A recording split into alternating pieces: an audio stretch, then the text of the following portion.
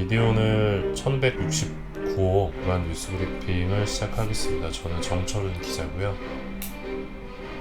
미디어오늘의 금준경 기자입니다. 반갑습니다.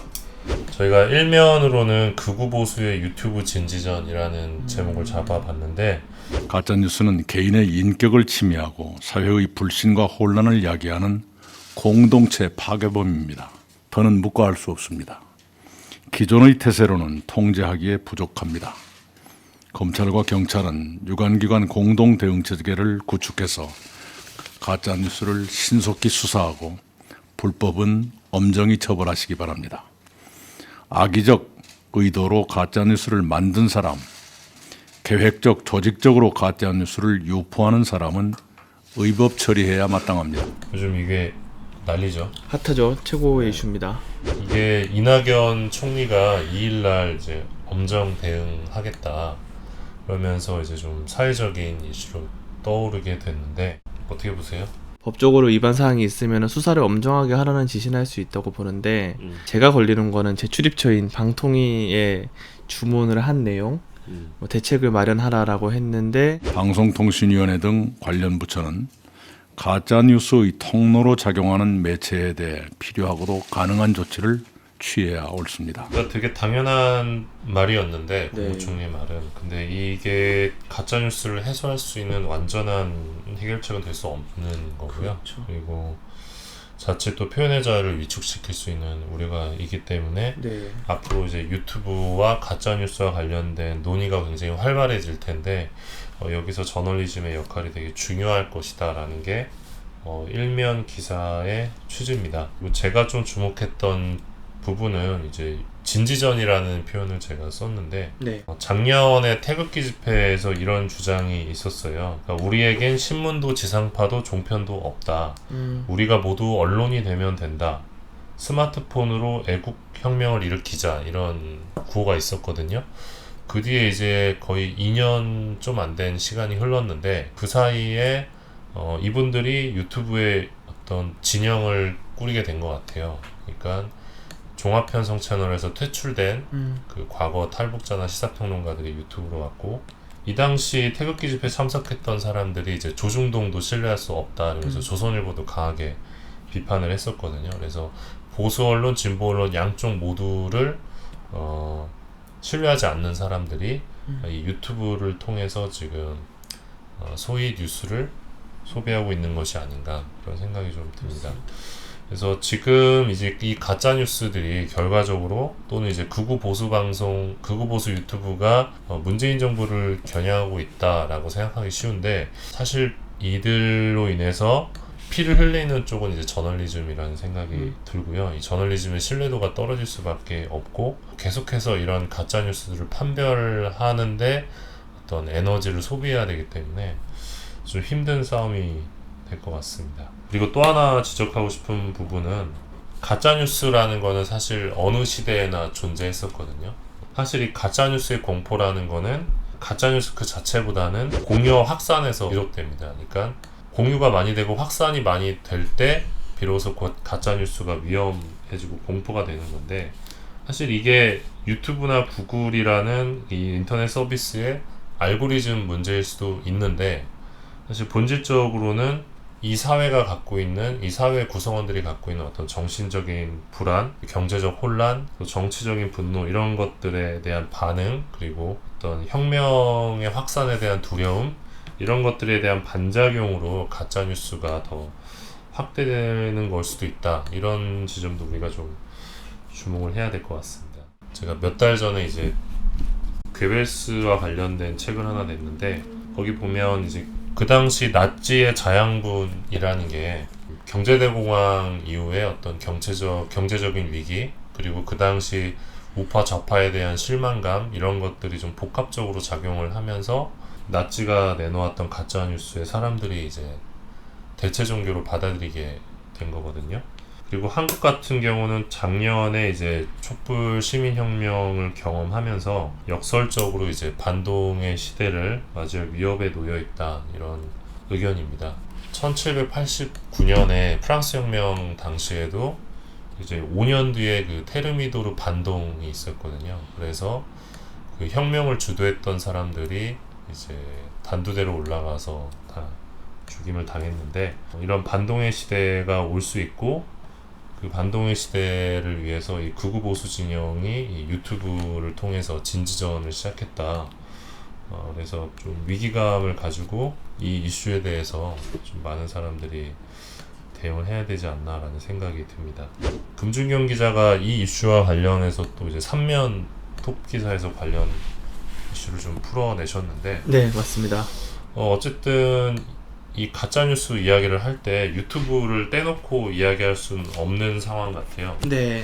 유튜브와 관련돼서 다양한 논의가 나올 텐데 좀 쟁점이 뭐가 있다고 보시는지. 지금 현재 국내에서도 가짜뉴스와 관련한 법안들이 지금 상당수가 발의가 돼 있는데, 일단은 이 법안들이 유튜브를 반드시 겨냥하고 있지는 않아요. 근데 최근에 또 유튜브 논란이 워낙 커지다 보니 예. 앞으로는 좀 많이 얘기가 될 것 같은데, 인터넷 방송을 방송에 좀 편입을 시켜서 심의를 할 수 있는 방안을 마련하는 그런 식의 법 개정이 추진될 수 있고요. 두 번째는 그 네이버 다음도 마찬가지겠지만 인터넷 사업자한테 가짜뉴스에 대한 모니터링 의무를 부과하는 법 개정이 추진이 되는 상황인데요. 근데 두 가지 다 세계적으로 보면 그런 식의 규제를 가진 나라는 필리핀 정도? 그러니까 정말 손에 꼽을 수 있는, 우리가 흔히 말하는 독재자 두테르테가 있는 민주주의 선진국은 예, 예, 아닌 예. 것이거든요. 어려운 그러니까 흔히 문제긴 한데. 오해하는 부분이 있는데 네. 독일 사례를 얘기를 하시거든요. 아, 네, 맞아요. 사실 독일은 적절한 사례가 아니고요. 네. 그 최근에 그 해외 언론 법제 관련한 그 분석 보고서 같은 걸 보면 네. 독일 내에서도 이 뭐 혐오 금지법이나 또 이제 혐오 발언을 했을 때 처벌하는 법에 대해서 논란이 있어요. 네. 이게 표현의 자유를 침해한다는 주장이 있어서, 물론 이 나치의 경험이 있기 때문에 어떤 독일의 특수한 상황이 그 법을 만들어내긴 했는데, 어디까지를 혐오 표현으로 볼지 이게 독일 내에서도 계속 논란이 되는 이슈거든요. 근데 우리나라에서도 그렇게 간단하게 지금 해결될 수 있는 이슈는 아닌 것 같아요. 그러니까 우리 입장에서는 당연하게 혐오 표현이라고 생각하는 것들이 또 다른 쪽에서는 그렇지 않을 수도 있기 때문에 네. 좀 많은 좀 논의가 필요하거든요. 네. 그 과정에서 어떤 반발 같은 것들도 있을 수 있고, 뭐 예컨대 이 성소수자 혐오와 관련해서는 네. 이제 뭐 에스더 기도 운동 같은 곳에서 예, 엄청나게 들고 일어나겠죠. 독일은 사실 이미 법제화가 돼 있어요. 불법 표현물. 그러니까 반헌법적인 표현물과 프로파간다에 대해서는 쓸 수 없다라고 법적으로 명시가 됐고, 이 법이 나온 거는 말씀하신 것처럼 나치를 경험하고 이런 다양한 사회적 맥락과 논의의 결과물인데, 우리는 그런 결과물도 없고 그런 법제화도 안 된 상태에서 이거를 기준 없이 유통을 금지, 가짜뉴스 유통을 금지하라는 거는 조금 힘든 것 같고요. 그리고 사실 이 법이 법적으로 불법인 거를 온라인에 적용하라는 의미라면 그 의미인데, 한국에서는 이미 하고 있거든요. 그러니까 우리가 표현물에 대한 규제 방법이 좀 다르긴 하지만 한국에서는 국가보안법 관련 표현물을 인터넷에 올리면 제가 잡혀가잖아요. 그리고 불법 도박 뭐 이런 거를 사이트를 운영하거나 그런 표현물을 쓰는 거에 대해서도 제재를 하고 있기 때문에 오히려 뭐 한국이 더 온라인 상에 대해서는 더 제재가 까다로운 그런 편이라고 할 수 있고요. 다만 이제 앞으로 좀 논의를 해야 될 게 좀 뭐가 있을지를 보면 그 2016년에 EU에서 새로운 개인정보 보호 법제를 만들면서 알고리즘에 대해 설명을 요구할 권리라는 거를 신설을 했어요. 예. 그 알고리즘으로 내려지는 의사 결정에 대해서 사람들이 그 설명을 드려야 된다는 거예요. 나는 이걸로 어떤 영향을 받고 이게 어떤 폐해가 있고 내 개인정보에 뭐를 썼고 그런 거에 대해서 충분히 뭐랄까요, 사업자들이 설명을 해줘야 되는데, 지금 유튜브나 네이버도 마찬가지지만 전혀 그런 게 이루어지지 않는 상황에서 그런 식의 권리에 대한 법제화 논의, 또 뭐 설명의 의무나 이런 걸 부과하는 방식으로 조금 더 개선된 논의를 할 수 있지 않을까 하는 생각이 들었습니다. 독일의 가짜뉴스 처벌법이라는 거는 없고요. 그리고 최근에 이제 한국에서 좀 우후죽순 생겨났던 그 발의됐던 법안들도 네. 좀 다분히 좀 단편적인 사고로 나온 법안들이 좀 있어서 네, 좀 우려가 많이 되더라고요. 네. 근데 그런 것과는 별개로 이 가짜 뉴스에 대한 그 사회적인 대응이 필요한 건 또 맞거든요. 네, 맞습니다. 그래서 소위 극우 보수 유튜브 방송 중에서 가장 구독자 수가 높은 데가 이제 정규제 TV인데 여기는 보니까 기자도 있더라고요. 기자도 있고 아나운서도 있던데 네. 출근하면서 정규제 TV를 한번 봤어요. 그 이낙연 총리의 그 가짜뉴스 엄정처벌 이 발언을 비판을 하던데 네. 가짜뉴스를 발본색원해야 되는 건 맞다. 그런데 문재인 정부야말로 가짜뉴스로 집권한 정부다. 이런 주장을 하더라고요. 그래서 좀 신선했는데 그 세월호 참사 당시에 뭐 박근혜 7시간을 가지고 온갖 가짜뉴스를 퍼뜨려서 국민들의 공분을 일으켜서 당선이 된 거다. 이런 논리적 구성을 갖고 있고 또 가짜뉴스의 원조는 뭐 드루킹이고 드루킹의 어떤 불법적인 여론조작으로 문재인이 당선이 됐다. 이런 주장이더라고요. 그리고 가짜뉴스를 처벌하려면 지금 청와대 대변인으로 가 있는 김의겸 기자와 네. JTBC 손석희 사장을 수사해야 된다. 이런 주장을 하던데 뭐 그렇더라고요. 네. 저는 사실 그러니까 그 이낙연 총리가 발언을 하실 때 네.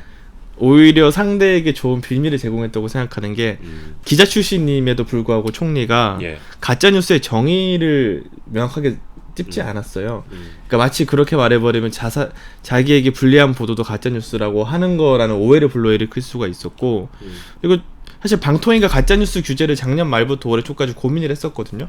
제가 유의 깊게 지켜봤었는데 예. 결과는 건드리지 않겠다였어요. 왜냐면 국가가 가짜 뉴스에 대해서 건드리게 되면 막말로 정권이 바뀌면 막 제가 박근혜 대통령에 대한 의혹 제기도 가짜 뉴스라고 처벌을 해버릴 수가 있는 상황이기 때문에 그렇죠. 예. 좀 그런 양날의 칼이라는 거를 좀 명심을 하고 네. 정부가 개입을 그냥 안 하고 무시를 했다면 좋았을 텐데 지금 정규제 같은 사람들이 오히려 길을 살려주는 게 아닌가.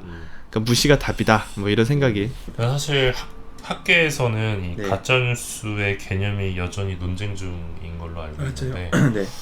네. 어렵습니다. 이 이슈가. 그리고 법안을 논의하고 처벌을 이야기하는 과정에서 그 오히려 이제 사회적인 역효과를 또 불러일으킬 수도 있기 때문에 네. 굉장히 신중해야 된다고 보고요. 이 이슈는 비디오 오늘에서도 계속해서 좀 끌어가 보도록 하겠습니다. 네. 네.